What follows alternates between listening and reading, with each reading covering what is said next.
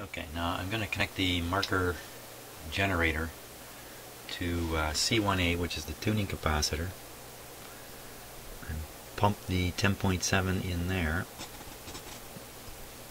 And you can see the radio has sort of retuned itself.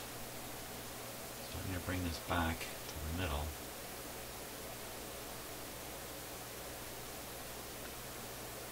It's kind of a bow tie look to it, doesn't it? And where's the marker? Let's see if I can.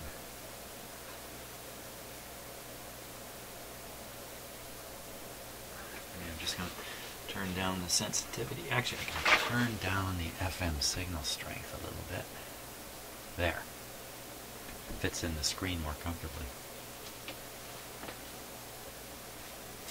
Turn up the marker generator. Come on. Show me something. I see the tiniest little quiver in that line. I'm belting out all the signal I've got here from the marker generator. When I look at the bottom of those two curves, just to the right side, I see something wiggling away there. Okay, I'm going to move the marker around. Yeah, that's on the other side now. It's just really hard to see. So let me set this to 10.7. Okay, it's on 10.7.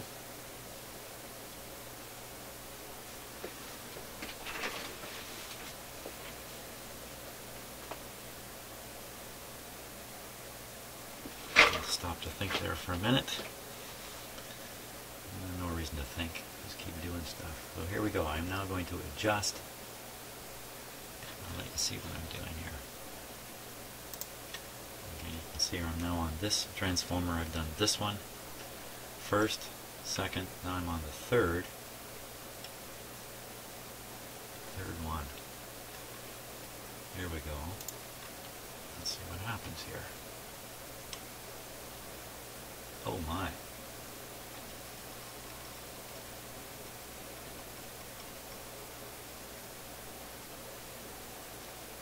Wow, that's a pretty sharp peak now. What happened to the marker? Turn it back. So when I turn it down, I can see the marker a little easier, maybe. Let's go back up. You know what else I'm looking at is the symmetry of all this.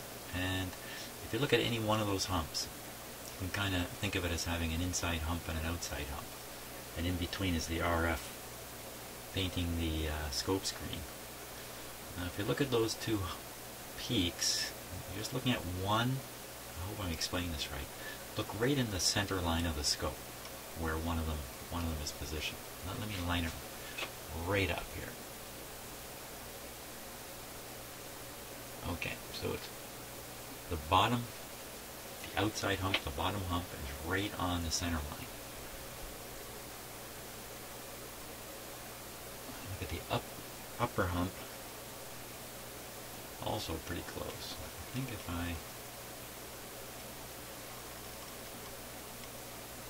it's my imagination. I thought those humps were moving independently, and if they are, it's pretty small stuff. Look at that, I get way up here. Wow. Let me do the other slug on this transformer.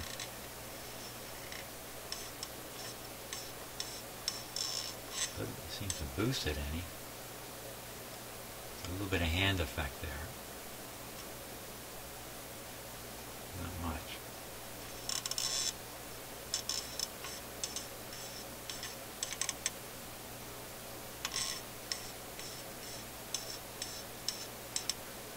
You can hear me moving at a long distance, right? Doesn't seem to have a large effect on the signal strength.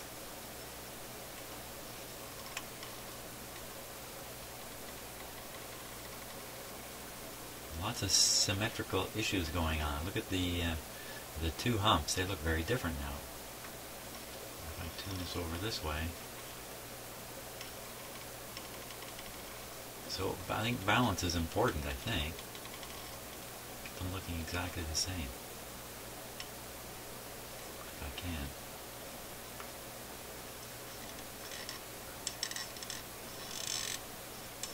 On the other slug again.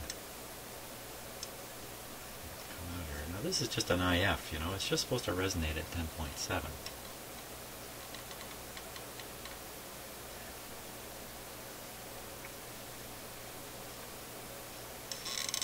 Speaking about which, where is 10.7? Where'd the marker go?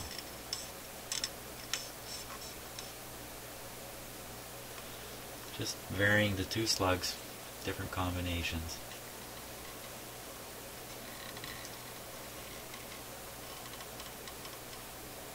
Well, I kind of like that spot.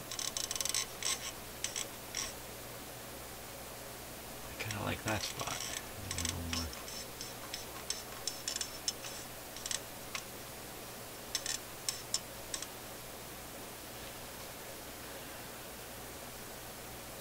Well, I think we should listen to it again. I've definitely increased the peak here. Let me go to the different transformer, the second. This is the second one now.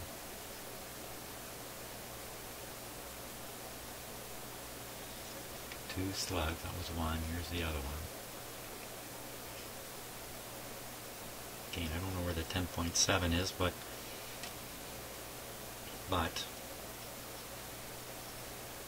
I can do the first again.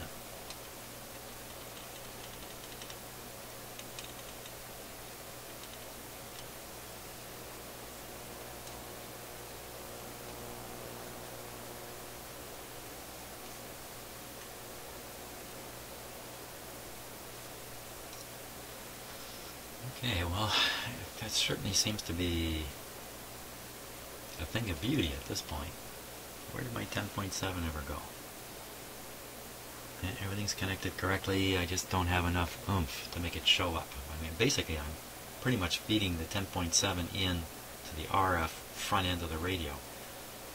That front end of the radio is not looking for 10.7, it's looking for 100 megacycles up, you know, in the regular FM band. So maybe it's just suppressed so much, fighting its way through the radio, it's really not showing up here to be seen, the marker. But I think that's pretty good. I think that's pretty good. I mean, it looks nice on the scope. Who cares what it sounds like? I think we should go on now to the next step. The next step along the way, and see what these my newfound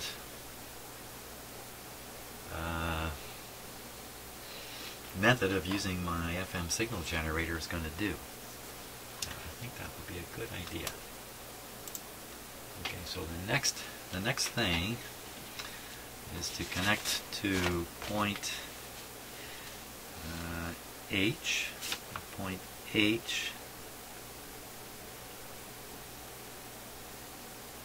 Ooh, not point H.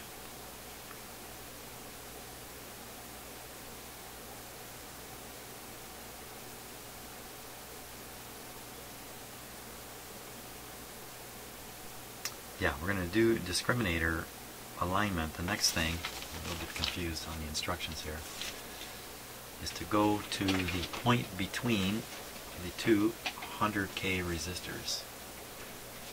So let's watch this. See what happens here. I'm going to disconnect here and reconnect at the point here. Okay, what do we got here? I'm going to take off the 10.7. I don't think it's critical anymore in this work. Okay, that affected the tuning of the radio.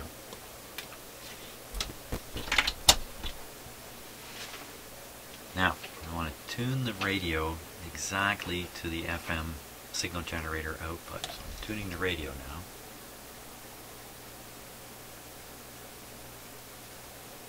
Okay, I'm going to increase the deviation. way out there now. That's maximum. Deviation. I'd like to shrink the display on the scope a little bit.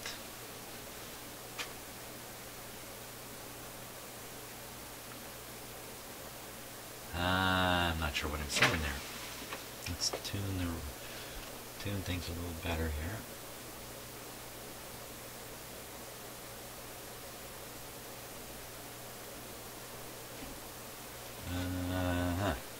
Okay. Hear what this sounds like. That's what it sounds like.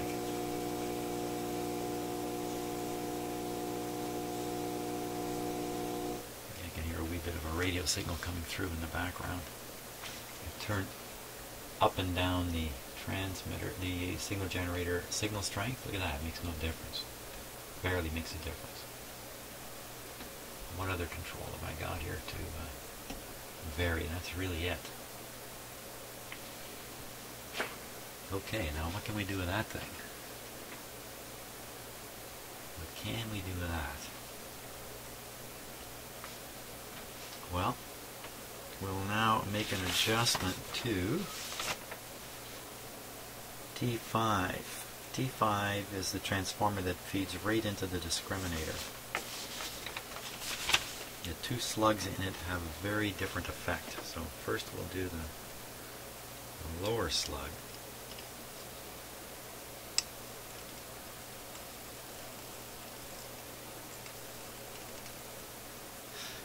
That didn't help much. And we'll do the upper slug.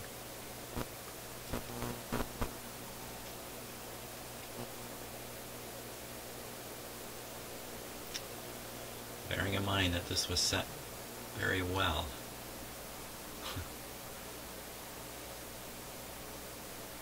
So I thought it was. Well, that's a very symmetrical thing there, I think.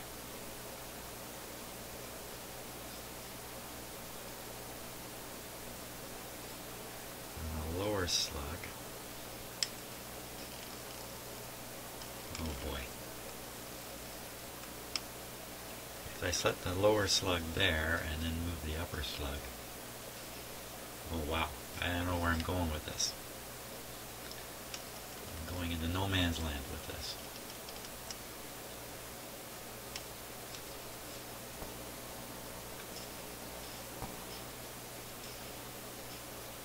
I don't know what to think.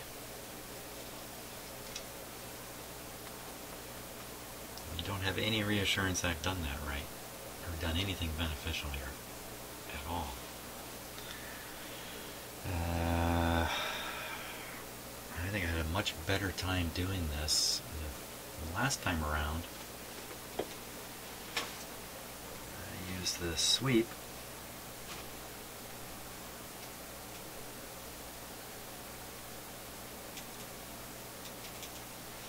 Let me switch to sweep here.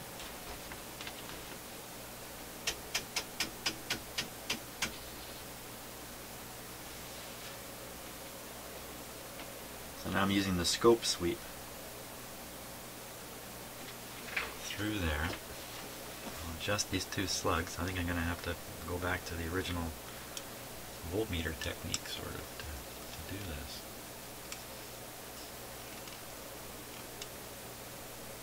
That's one slug and here's the other one. I don't know what I'm doing.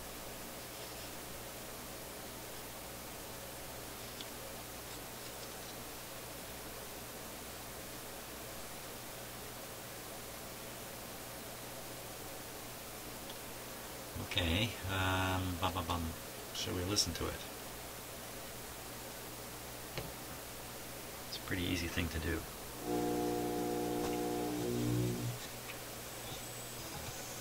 Putting on the outside antenna.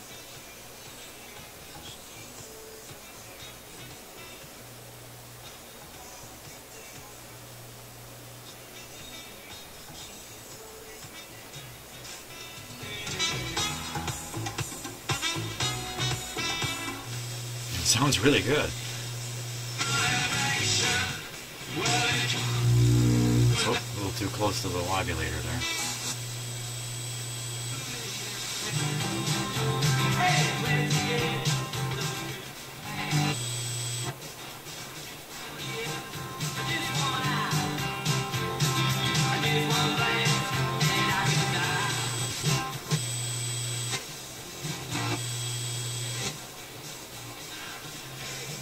That's the end of the band there.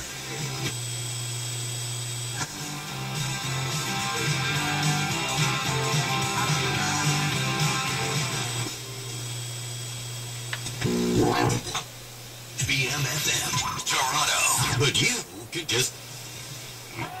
Zoom 97.3. Here's what's coming up.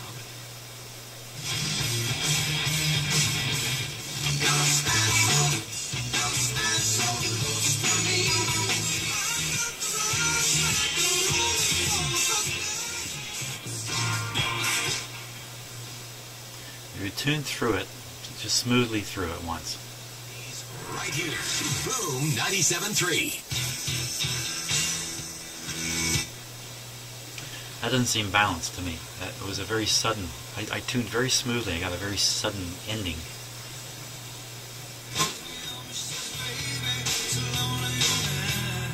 You know, kind of what I'm thinking here is if you have an FM radio, it's not quite aligned properly, perhaps like this one right now, and you tune the radio because you tune it for its sound, assuming you don't have a tuning gauge.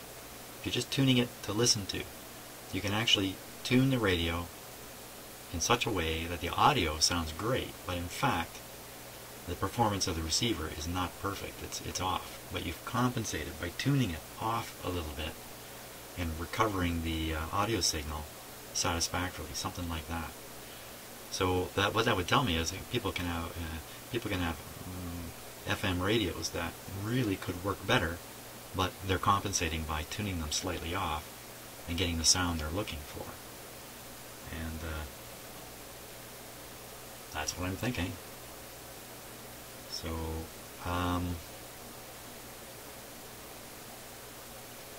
let's do this the way I did it the last time, if I remember right. Let's find the wobulator here.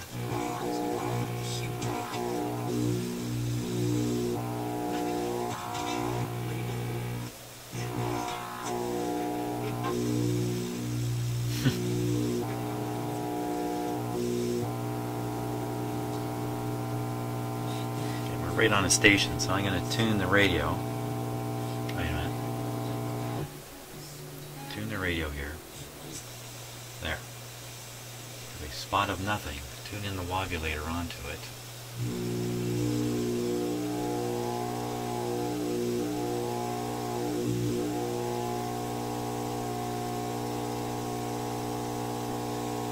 Okay, I think that's it.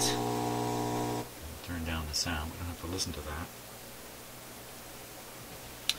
Now, I'm going to change it from wobulator to just an audio signal. And there we have it. And where to go.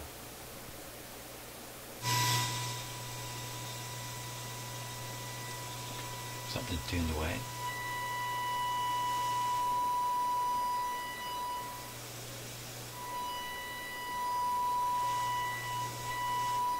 Oh, wow. Maybe it's overdriving the radio.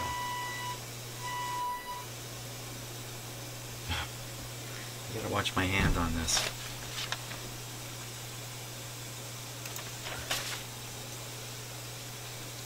Get an idea of what I'm doing here. This controls the output frequency, the RF carrier frequency. Okay, actually, you can see it on here anyway.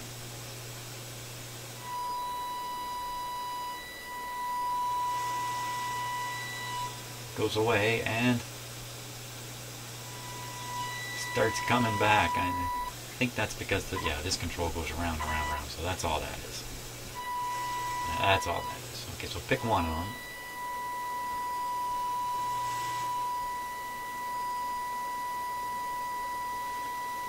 Here we are playing this game of how do I know when I have the radio tuned in? Even that's a good question right there.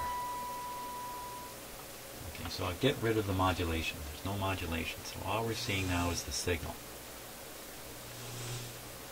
Pretty clear from that where tuned in would be. Right there.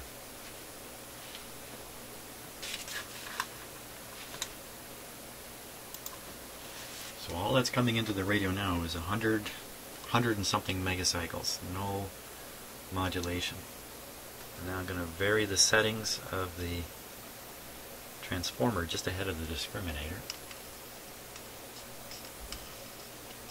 Okay, max out this one. Maxed. And now I go adjust the other one, the upper slug.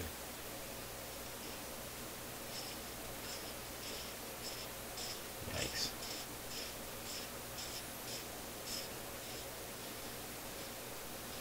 Max that one out. I don't think I've done this right at all.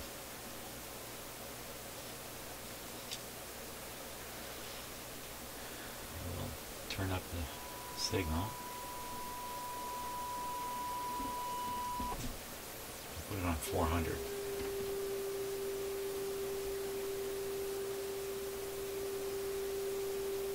Yeah, some weird stuff going on there. The top of that doesn't look like the bottom.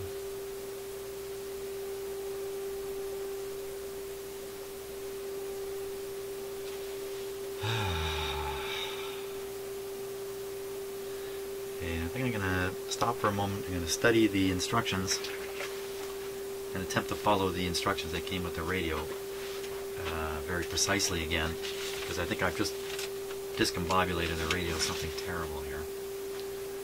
Well, maybe not terrible, but so give me a few minutes of reading here. Okay, I did a little fiddling around here off camera. What I discovered is, because I twiddled this control earlier, I knocked one of these way out. I knocked this slug. This is in T5 again.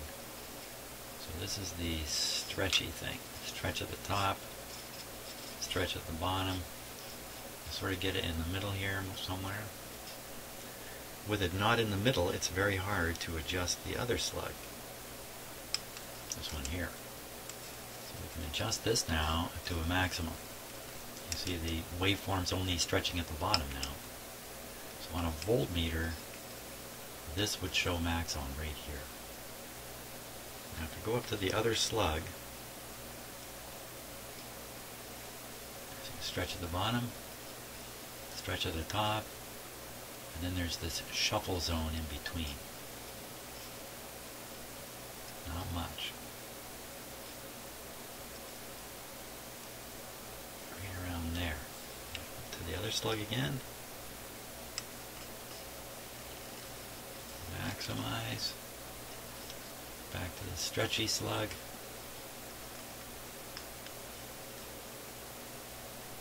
Right in there.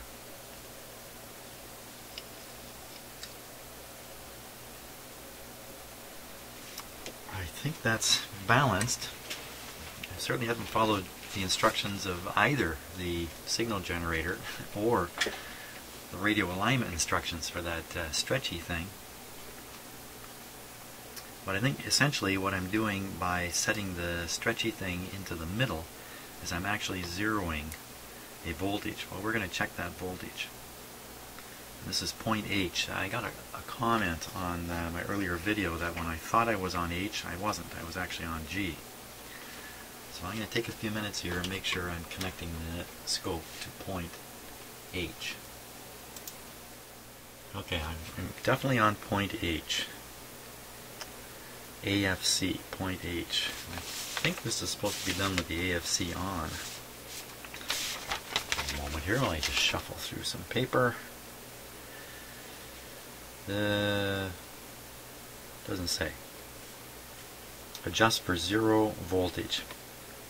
I'm supposed to adjust the secondary of T5. And see, I don't know which one's the secondary, which one's the primary. So, I can't remember from the last time around whether it's the upper slug or the lower slug. Well, let's take a look at where 0 really is here.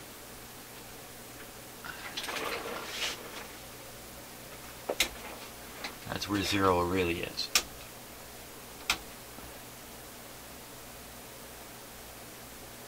So I'm going to move the 0 line right down here. I'm going to be smart. Something else that was commented on was, why not turn up the light on the graticule? Yeah, how about that? Oh, jeez. Hey, I'm learning 16 things at once here. I'm trying to learn 16 things, but I seem to only be learning 1 or 2 of them. So there we are. That's the 0 point. Now, I make an adjustment and return that line back to the 0 point. First, I'm going to try the lower slug on the assumption that that's the secondary. No movement. You just touched it a little bit. Now we'll go to the other slug. There it goes. Okay, so now we know. Upper slug. So that's where the 0 is. Not too far off. Okay, so the upper slug is set. Let me verify. I'll flip the scope back to 0. So there's the 0. It's right on. Okay, so that's a 0. So leaving the upper slug alone, I'm going to now know the lower slug is the primary. We're going to revert back 1 step here. Okay, so I'm back on basically the junction between the two 100K resistors in the discriminator. And what am I trying to do here? I'm trying to maximum meter deflection. Of course, I'm not using a meter, I'm using the scope. Let me move this up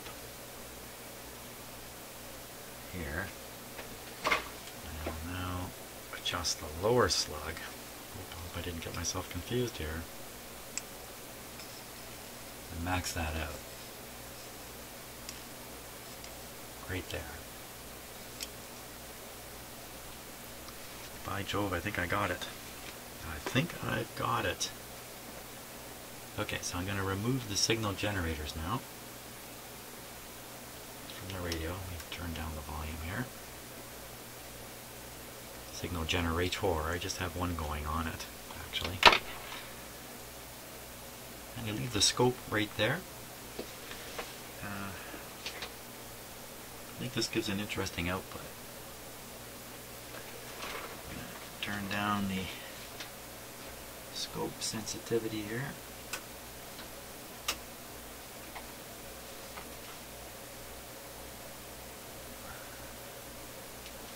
This is what we're seeing. You're seeing that hiss. Okay, so I'll put on the outdoor antenna.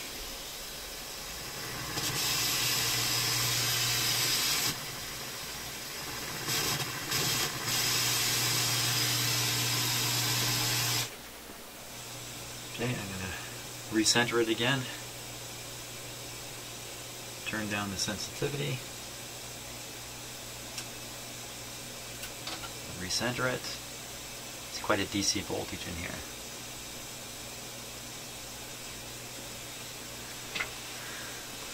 You could even look at that for quite a while and ponder questions about it, but some of the effects on the screen that you're watching in the video may be due to literally the shutter speed of the camera, or the not a shutter, but you know what I mean. The speed of the camera may be causing some effects. Well, that little bar you see moving across, that's really there. You can see it with my eyes. Let's tune around now and see what we can find.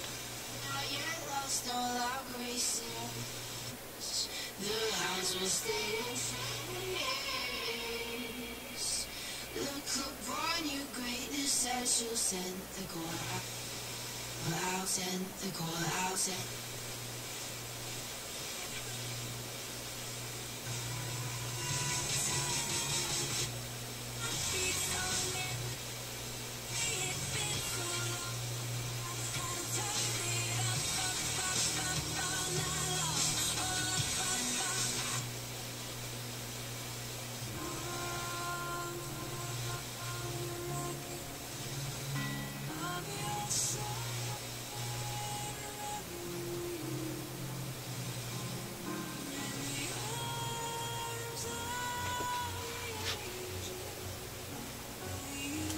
Now that diagonal line you can see cutting through the display, I think that's a camera effect. I don't see that with my own eyes. Your next chance to win coming up between noon and 1 p.m. Sunny and 24 today. Is going to be It's a beautiful. good strong signal here. Hue Summer Jam that is just perfect. Coming up next, and some Foo Fighters too. It's time to take your chores outdoors. Create your picture-perfect yard during Honda's Power Event with reliable lawnmowers starting at $389. Experience the Honda Team Advantage with great value on trimmers, tillers, generators, and more. Visit your Honda Power Equipment dealer today. Kelsey's 10 entrees for $10 is here. For 11 days only. 10 tasty favorites for only $10. Our $14 double stacked ultimate bacon cheeseburger and fries, now only $10. Our $14 10-piece classic wings, now only $10. Plus, summer scratch and win. You can win food, gift cards, barbecues, and a Ford Mustang convertible. Hurry! 10 entrees for only $10. Plus $4 Coronas all summer long. 11 days only and only at Kelsey's. See store for details. No beer purchase required. Must be legal drinking age. Full rules at kelseys.ca. Thank you so much for coming down to the Samuel Adams Craft Brewery. Our founder...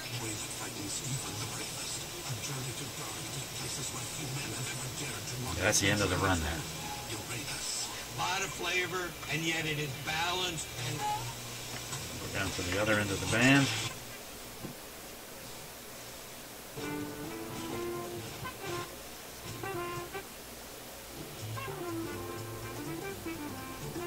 AFC's on, by the way. I don't know if that's a good thing or not, to be doing this with the AFC on. Offhand, I'd say not so.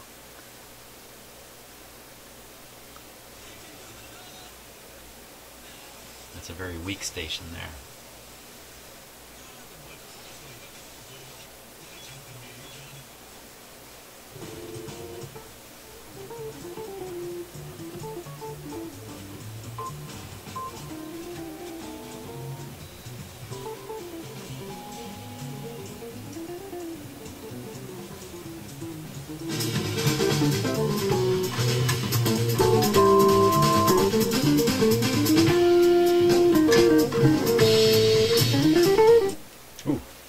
Like that. Okay, small round of applause. I think we can declare this guy tuned up. Hey, all this time I've had this double shot waiting here to I never utilized it. 2-screen shot. Okay. I think that's a great thing. I think I really got it aligned. Got a little more use out of my signal generator up here. A little more experience using this line. It's good stuff, I think. Anyway, boy, I tell you, if you've been along for this ride, it's been a long ride. But I think I'm ready to declare the Kalmar absolutely, completely finished. How much more finished can it get? Only to be installed back in its cabinet, which is coming soon. And I'll try and grab a little video of it when it's back in its cabinet playing for everybody to see. So thanks a lot for watching this long, somewhat painful journey, but I think I've made it. I think I've made it to some kind of destination. Thanks. If you're really getting a kick out of this, please subscribe. I got a whole, just yesterday and the day before, I got 3 more radios to work on, so I'm really under pressure here to kick stuff out. Lots of interesting things coming. Got a car radio, got a little AM radio, got a double turntable console. Yes, another console, only it's really old. So great stuff coming. See you later.